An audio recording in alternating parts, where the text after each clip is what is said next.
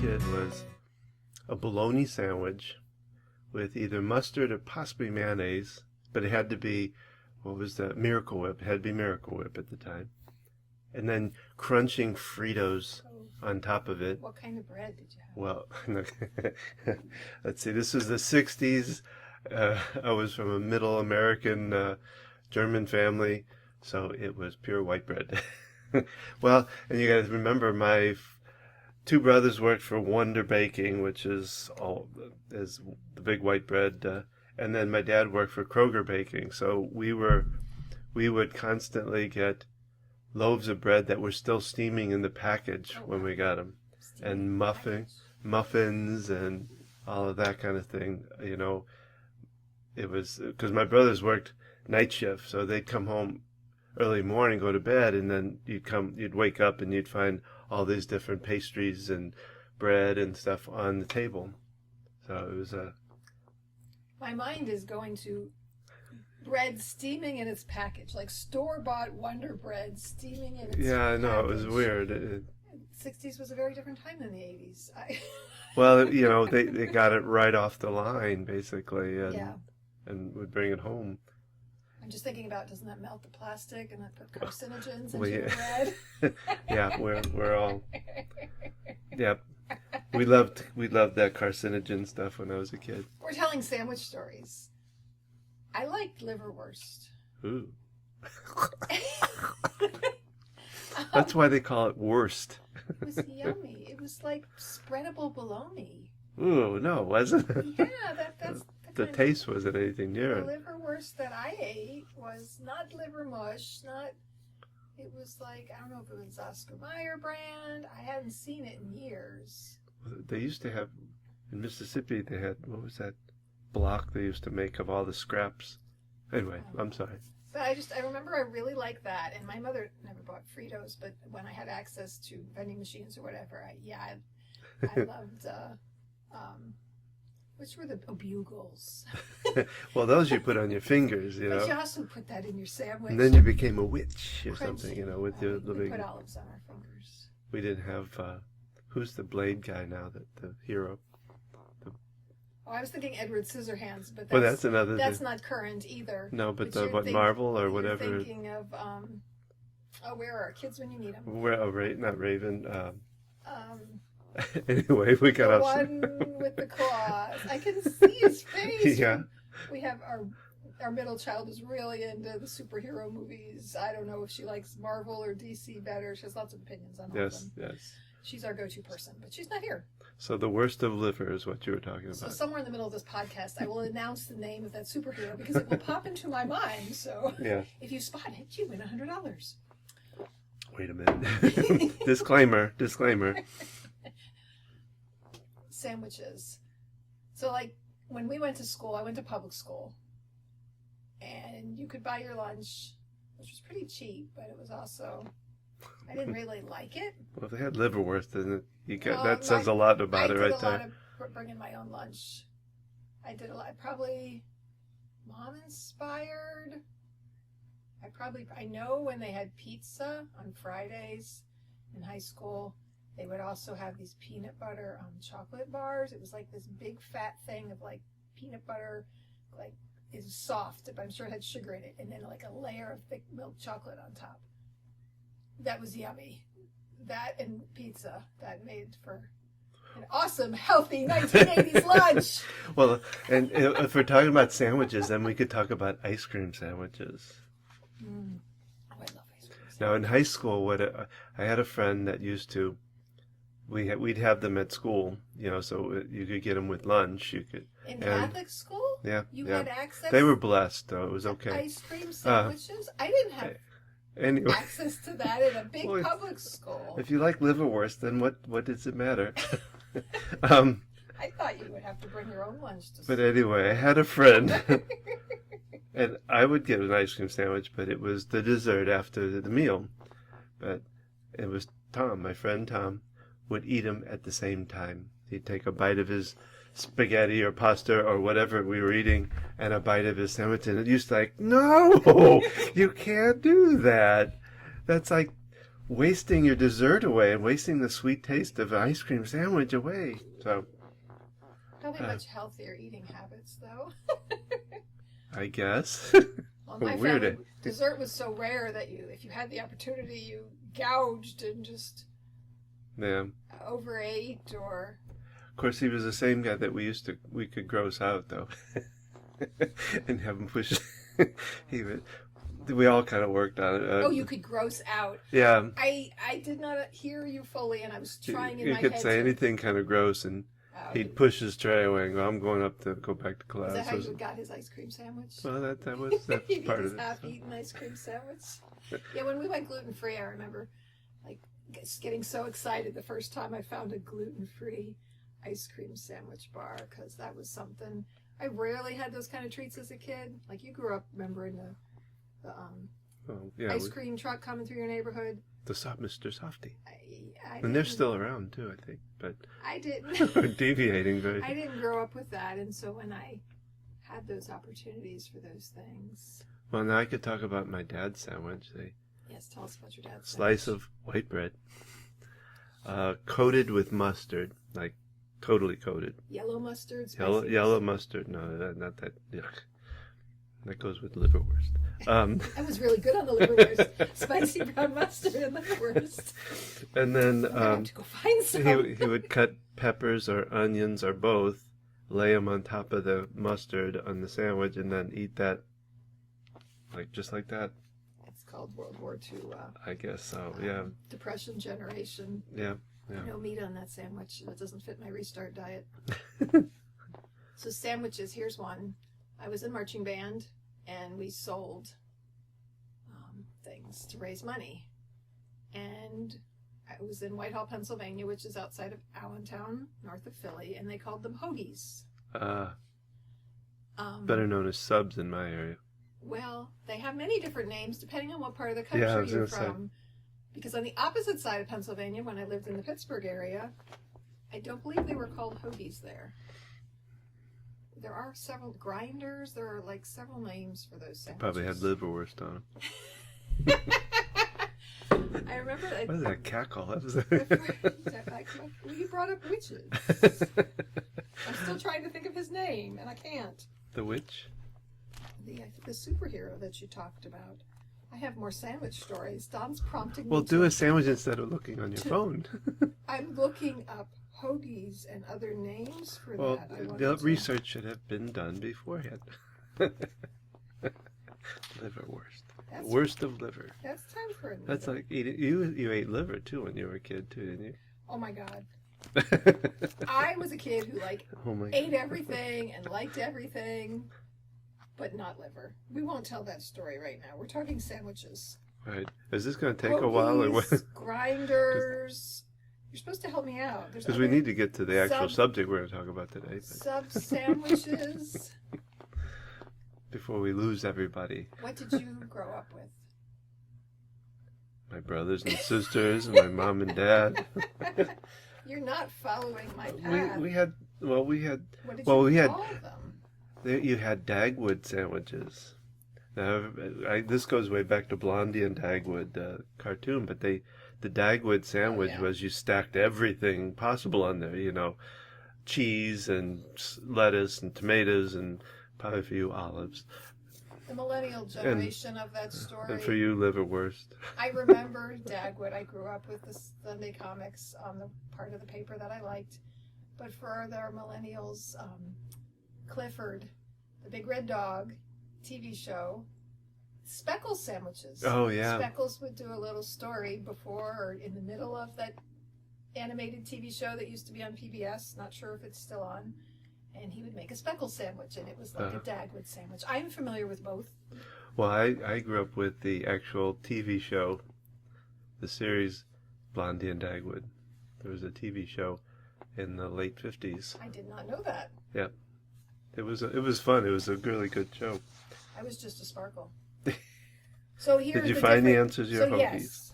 Hoagie dogie. Commonly known as a submarine sandwich. They call it a hoagie in Philadelphia. It says Western Pennsylvania. A hero sandwich in New York yeah. City. Italian sandwich up in Maine. grinder, a wedge sandwich, Wedgie. Many different names for a similar kind of sandwich. So, hello, this is Don And this is Gina. with Focused Healthy Family, and this is podcast number 42. And today we're going to talk about the sandwich generation. And you'll want to stick around because it's not really about the edible type of sandwich. We're not talking about different generations of people laying on slices of bread. For some reason, that's what popped into my mind. But before we get started, let's leave some room here for our sponsor.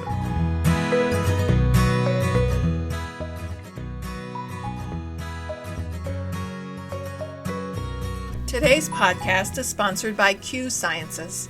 Don and I discovered that the supplements we were taking and giving to our children were not being absorbed properly. I was very excited when I found Q Sciences. I was impressed with the quality of the products and that they provide maximum absorption. They have a variety of products, including a Q Max product, which is a combination of 3 products, including vitamins, minerals, and a probiotic. They also have hemp oil, a vitamin B12 spray, a sleep spray, and kids products. I've really seen a difference in how these products are improving how I feel, improving my mental health, and I'm happy with the quality of these products and how they're helping our whole family. If you'd like to learn more, Simply go to qsciences.focusedhealthyfamily.com. That's the letter Q, sciences.focusedhealthyfamily.com, and find out more information there.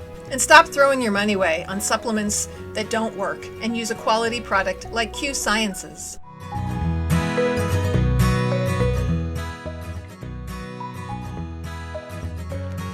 And we're back, and we've had people stacked up on bread with lettuce and spicy mustard, not yellow mustard. We don't like that kind. Especially with liverwurst. Talking about the sandwich generation, we had some fun talking about sandwiches, and we're going to explore this topic. This is an area that Don and I are building a new program.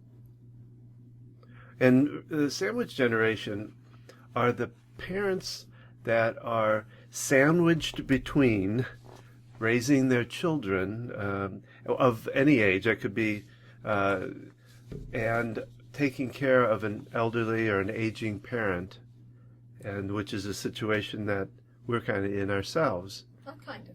We Yeah, are. that's true. There's nothing kind of about it. Yes. So you found these different notes, Don. You are part of the sandwich generation. If you make part of your typical weekend includes waking up early to go shopping for food for your parents before racing back home to cook for your own children. Or you're part of that sandwich generation if you plan your monthly salary and you realize it includes a budget for both your family and your parents. Or your grown children. Yes. If you're juggling job, children, relationships with your spouse and partner, or daily life, and with caring for an aging, it could be a parent, it could be an uncle, it could be another loved one. Yeah. We're going to be interviewing somebody that does taking care of an aunt, in the same fashion. You could also be a part of the sandwich generation if you have to make medical and life decisions for an elderly parent or your own family. And if you find yourself having to bring up uncomfortable conversations with a parent, like why, and talking to your kids about why grandpa can't drive and why you've told him that he can't drive, and having these different conversations. So maybe you don't have kids of your own, and yet you are still caring for an aging parent or other loved one who is elderly and having new challenges because of that. We really want to reach everybody. You don't have to fit these all exact criteria. We want to bring our expertise in this area and develop support around all these topics. Well, because we realize that the parent that's involved in this, that is sandwiched between that, is juggling a lot of stuff, a lot of decisions, a lot of actions, activities, all kinds of things that they have to balance out. And as parents, we do a lot of juggling. You remember when we just had one child at the time, and I made you a juggler's award. Yeah. I carved that a was wood neat. carving kit in a piece of wood for you.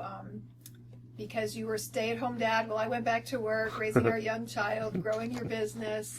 And I stenciled, I'm not freehand drawing, but I used a stencil to carve in a clown with balls and wrote different words above them. So as parents, we are juggling things all the time.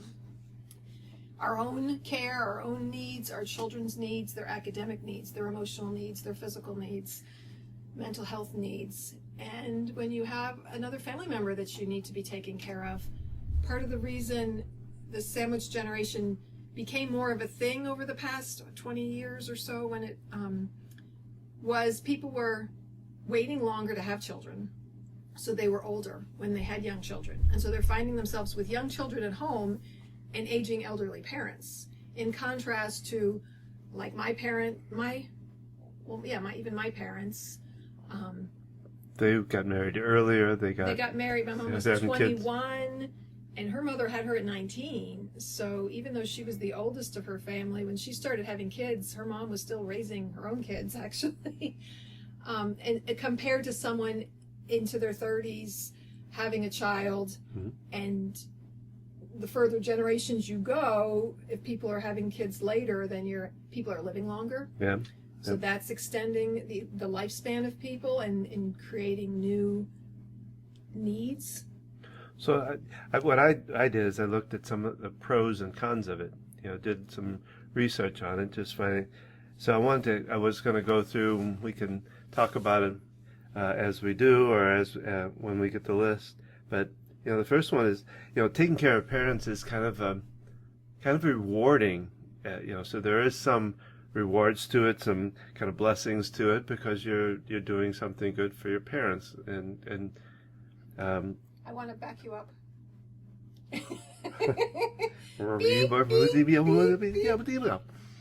So we missed a component of this phenomenon and challenge, is that generations prior to us, people lived close to each other. In other cultures and further back, everybody lived on the same farm together. The family was right there. You had a village to raise children. You had extended family around you.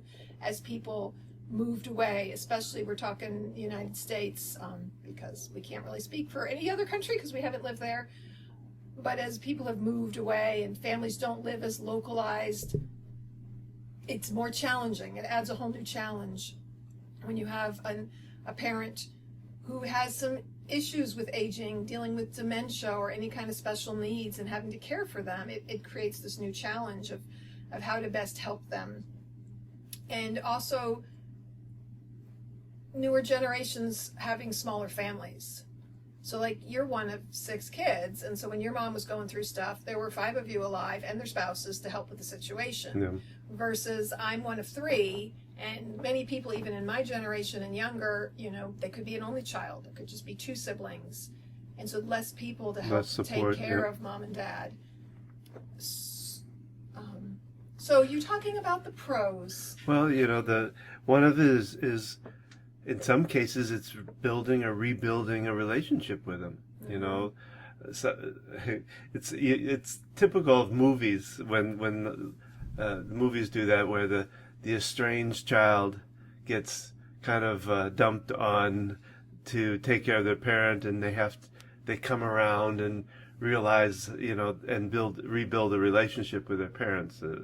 So it's either rebuilding it or just building it more, being closer to But them. life doesn't look like a Hallmark movie. No, it doesn't. Beautifully, yet it can. You can rebuild relationships with your children, no matter what age they are, and you can rebuild a relationship with your parents. Now, there's a nuance there. We can't have expectations of our parents changing. Well, yeah, We can only change how we respond to them.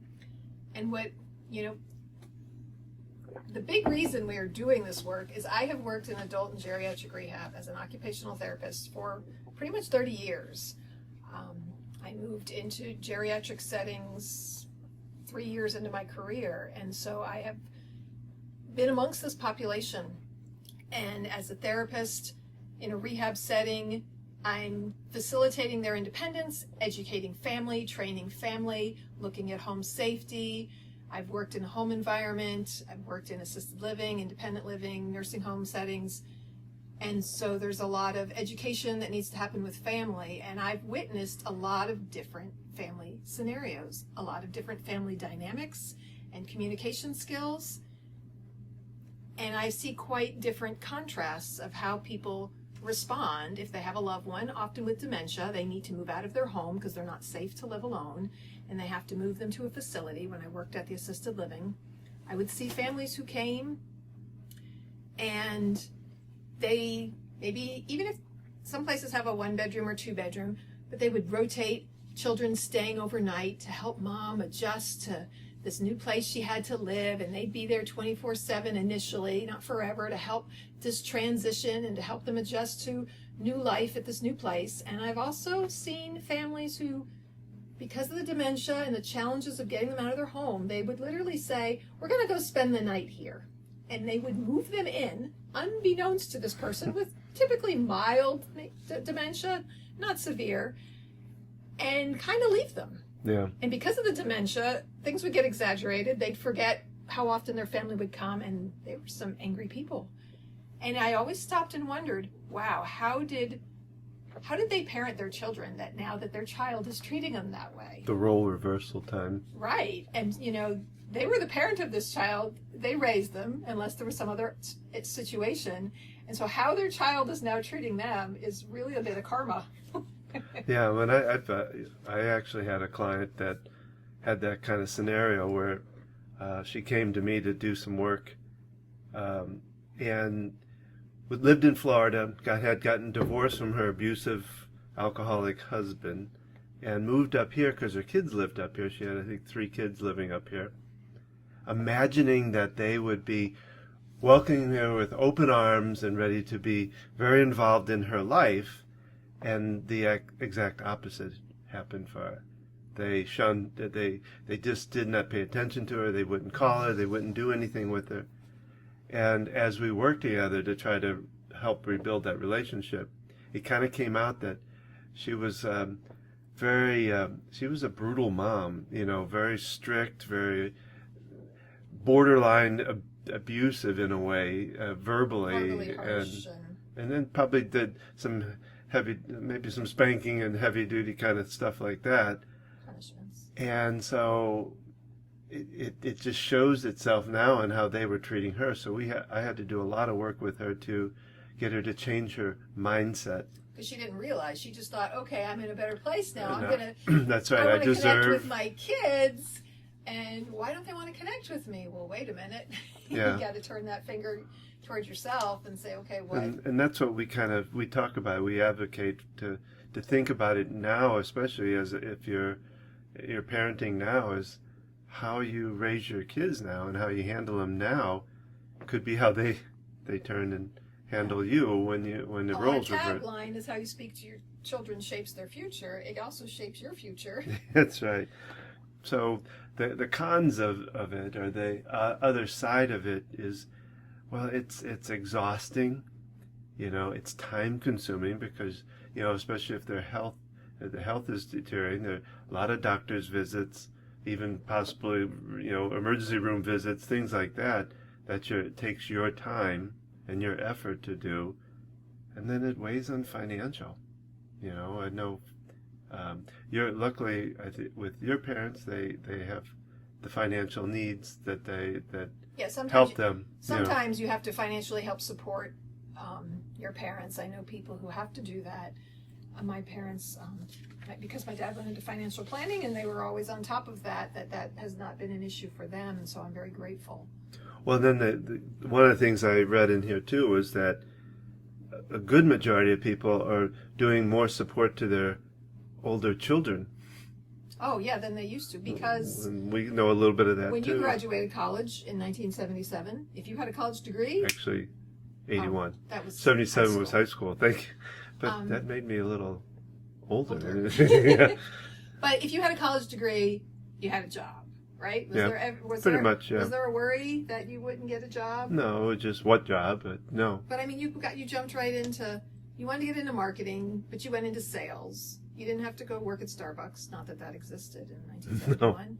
No. But my generation, I graduated college in 1992, and I have many friends with English degrees, other degrees.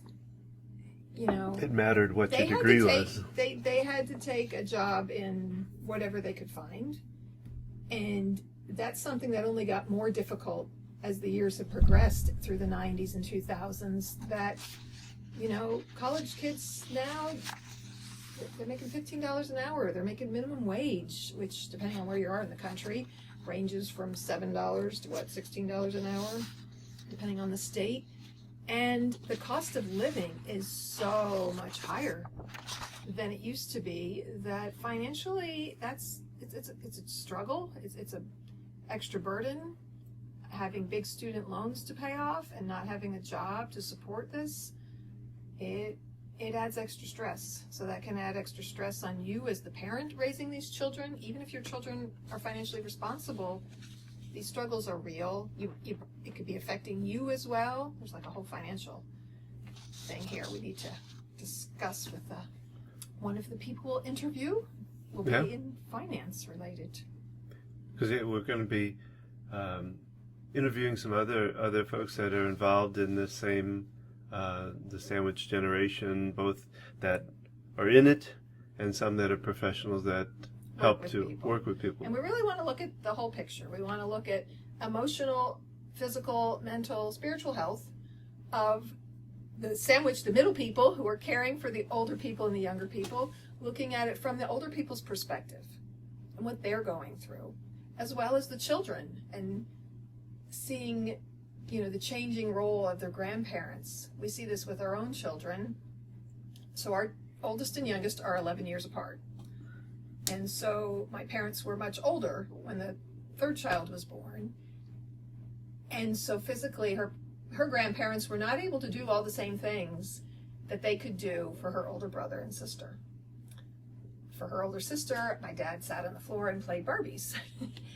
By the time she came along, they had had hip surgeries, back surgeries, and then my dad's Parkinson's was limiting him, and so it was a very different experience. And there's many conversations that have happened there. And so there's so many complex aspects to this, and communication is one area that, you know, you can find information on dementia support groups, Parkinson's, Alzheimer's. You can talk with people about assisted livings and independent livings. There's people who do counseling and consulting and finding a place for mom to live. And we, you know, talk with some other people. We've reached out. It's a Two Sisters podcast. We want to connect with them that talk about some of these different areas. And what we're going to do is be interviewing some of these people. Yet there are other areas I feel have fallen through the cracks. And this is something I've really seen as an occupational therapist. These areas of communication, and just like we can forget to respect children but expect them to be respectful, we can become disrespectful of our aging parents. Well, yeah, because you know you're exhausted. They're can push you to your limits sometimes in questioning or putting dependence on you. And they don't like that. Unlike a child who's gaining their independence, losing independence is huge. And we need to acknowledge that taking away someone's keys is a big deal. And some people, I meet these people all the time, they realize they have limitations, they realize they need to do it.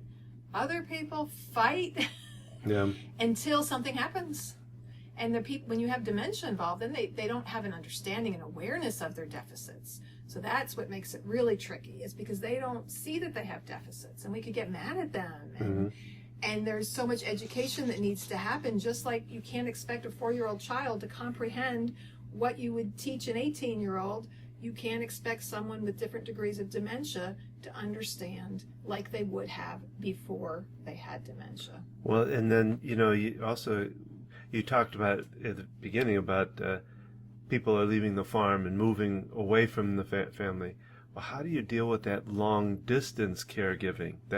And I've had that a couple of people approach me with that kind of question. You know what? And so that's something we want to address too. Is how. Because you might think, okay, I'm the one who lives near mom and dad. I've got the burden. I've got to do everything. Yeah. There are so many other things, especially now with Zoom and technology, that people who live at a distance can help in so many other ways. Yeah, and there's and provide support. Maybe not even just for mom, maybe for you or your kids. You know, I think you and I talked about it. I had a client I was working with that had to care for her mom during a surgery that wasn't even in this situation where the mom was. It was just a matter of about a month and a half with some surgery she had to go through that she had to take care of her, and she worked full time. But her brother and sister were out of town, and so we were talking about what she could do, and so a couple of things I told her is that one, your financial support could be one idea, that your brother could send money. The simple thing is your brother making a phone call to your mom to talk with her for an hour, to give you time just to breathe, to walk away, to be in another room at least, So there are options. There's more to that, but there's more options that they can help, even if they're distant. And sometimes you're an only child. Yeah. And I get patients who never had children, but maybe they're close to nieces and nephews, and then there are those aging people who don't have a whole lot of family, and so these are all issues that are close to my heart and areas I feel need to be addressed from all angles. And so we're very excited to be putting together a program. We will continue to do our classes based on the book How to Talk So Kids Will Listen, and Listen So Kids Will Talk. But we are developing our own program, and I am writing my own book on this topic. Yeah, what? Don't what? Don't ask me when it's going to be published. Okay. Not yet. So like you said, there's a lot of complexity to this topic, and we hope to tackle parts of it at least for and help people to, because it is a struggle. I mean, we have here ourselves, we're dealing with kids with special needs on top of parents that have special needs in a different way. We have an almost 14-year-old living at home that we've homeschooled from day one, who has anxiety disorder and other issues, and we're growing our own business. I work part-time at nursing homes and other facilities. My parents live 40 minutes away. My mom is the primary caregiver for my dad with Parkinson's and significant dementia now. And that's a lot. She doesn't want to burden me all the time. And I'm like, Mom, you can ask me. If I can't do it, I'll say no. And she found this amazing Montessori-based daycare for her dad center. For your dad. For my dad. Yeah. It's seems to be one of a kind. It is it Fort Mill? Indian Land, I think. No, it's in Fort Mill or Rock Hill. That's true. It's Fort Mill, South Carolina. Anyways, but it's one of a kind, and it is a really awesome program, and I think that's something that needs to expand. So I'm hoping we can interview the person who runs that center and let us know what other areas. As an occupational therapist who's worked in this population, I sometimes forget things because it's so second nature to me, these topics. Well, and knowing it from another perspective. So what questions do you have? What topics would you like us to cover? Because we're going to be continuing this intermittently throughout the year. We're going to have podcasts that on this topic and interviewing different people. So we'd love to hear from you. We'd love to hear what your challenges are, what your concerns are, and what you'd like to hear more of. Don's ready to wrap it up. And he skipped the own research that he did. This is, like I said, a very complex program, and we could probably really talk on it for hours. And we will be. And we will be. But yeah, I also came across they're called the 10 common caregiver confessions. We can Quite take a turns. lot of alliteration in that. I'll do the first. I have no life of my own, and I'm sick of it. I don't have that same page that you do. Turn it. Mine starts like this. There it is. See, now we're hearing paper because we're reading. Don does the research, and I just speak from my experience. She's so wise. Well, we're just different in how we approach Liver things. mush, though. Mom and Dad tries to control everything I do. It's exhausting. How much longer can I continue caregiving? I'm at the end of my rope, and there is no end in sight. My loved one has no clue what I sacrificed to care for them. I can't do it anymore. That's something a parent says either out loud or in your head of your children, as well as caring for an aging parent. Well, I think it's also talking about the spouse. Yeah. A lot of if times you are an aging person yourself caring for your spouse, so you've got your own aging issues. Yeah. Yeah. Everyone constantly wants a piece of me, and there's nothing left for myself. You want a piece of me? Yeah, You step outside. That's what I'm thinking. I can't even bathe or visit the restroom without someone needing me. No, that's a parent one. And that can be. We didn't get a lock on our one bathroom for a long time, but we needed it. Anyway, I try so hard, but nothing I do ever pleases my care recipient. And again, these are difficult caregiver thoughts. So whether you're caregiving for children, for an aging loved one, for your spouse, caregiver stress is real. That's a whole topic unto itself. I just want to scream and run away from it all. And sometimes you could change that to, I do scream and run away from it. Maybe I just take all of Mom's sleeping pills. Then I won't have to wake up to this again. Where did you find these? On the internet. I mean, we're touching on some interesting topics here. Yeah. My loved one is suffering so much and they have no quality of life. Why can't they just let go and die? And those are real topics. Yeah.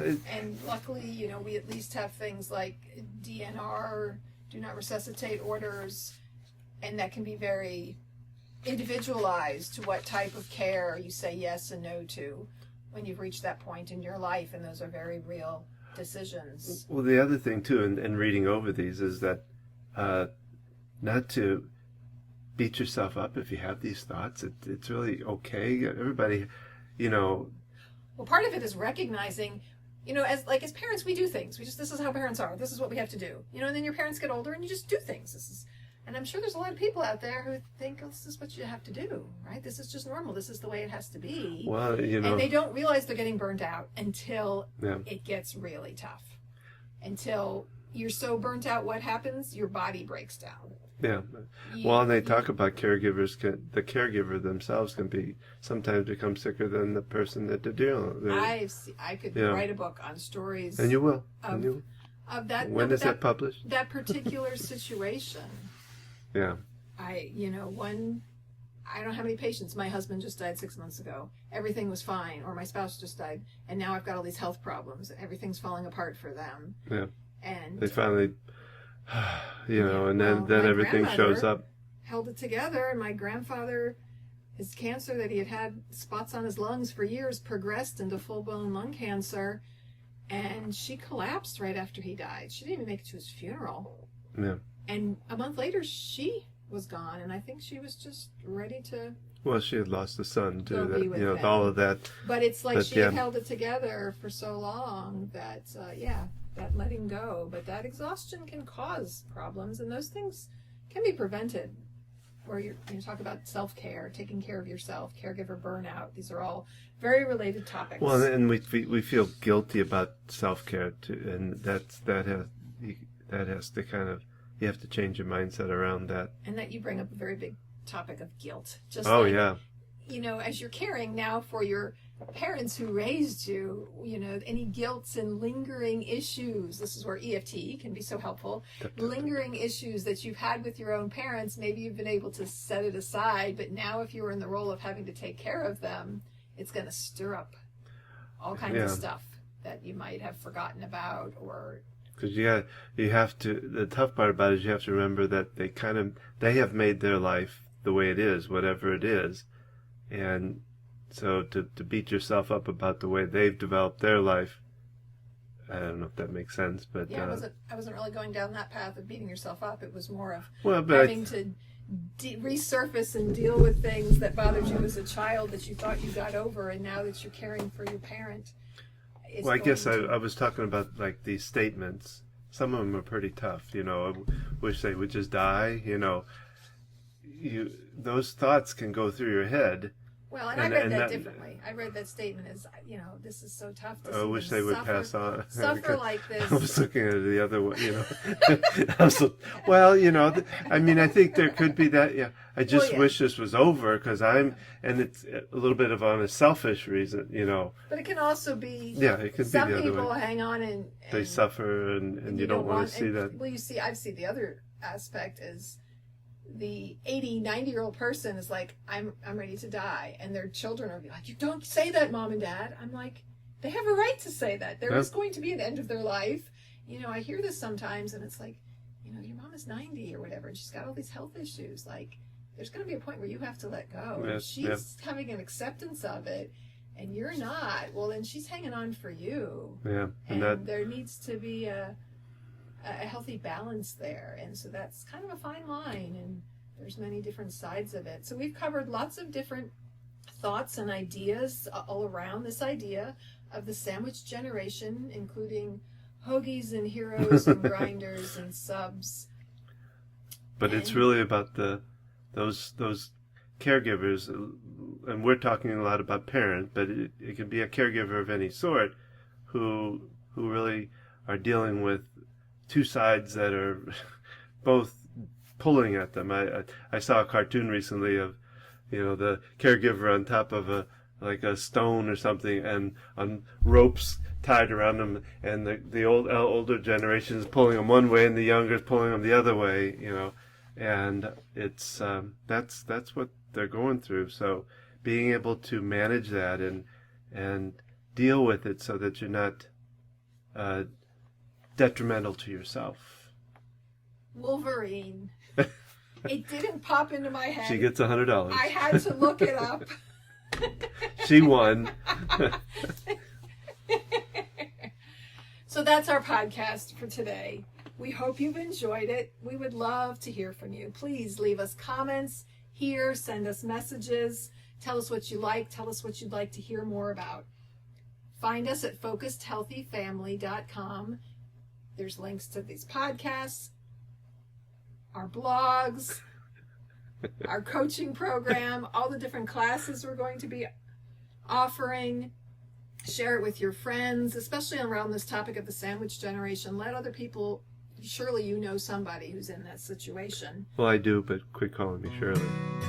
Follow us on Facebook at Focused Healthy Family, Instagram at Gina at Focused Healthy Family. Don the Clown at Focused Healthy Family. I just watched a lot of Leslie Nielsen clips. That explains things. And remember, how you speak to your children shapes their future and yours.